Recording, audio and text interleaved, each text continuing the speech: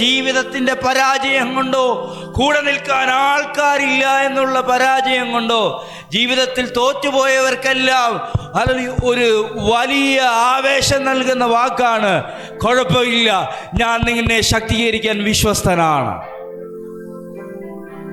ഭൂമിയിൽ ജനിക്കപ്പെട്ട മനുഷ്യന് അവൻ്റെ ജീവിതത്തിനകത്തോ ലൈഫിനകത്തോ അനുവദിക്കപ്പെട്ട ഏത് ബലഹീനതയാണോ അതിനകത്ത് അതെന്താണെന്ന് പോലും അറിയാൻ മേലാത്ത രീതിയിൽ അതിനെ തുടച്ചു മാറ്റുന്ന ഒരു ദൈവശക്തിയുണ്ട്, ദൈവകൃപ.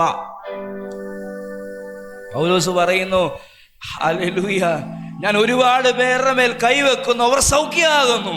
ഒരുപാട് പേരെ നോക്കുന്നു, അവർ ശക്തി പ്രാപിക്കുന്നു. ഒരുപാട് പേർ ദൈവത്തെ ആരാധിക്കുന്നു. ഹല്ലേലൂയ.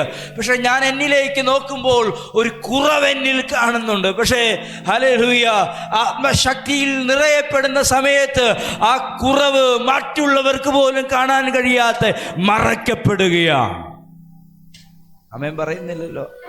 വ്യക്തിപരമായ ലൈഫ് നിങ്ങൾ പരിശോധിച്ചാൽ ഹല്ലേലൂയ, നിങ്ങളെ ഏറ്റവും വലിയ ബലഹീനതയ്ക്കകത്തേക്ക് നശിപ്പിക്കാൻ കഴിയുന്ന ഒരു ബലഹീനത നിങ്ങൾക്ക് ചൂണ്ടിക്കാണിക്കാൻ പറ്റും.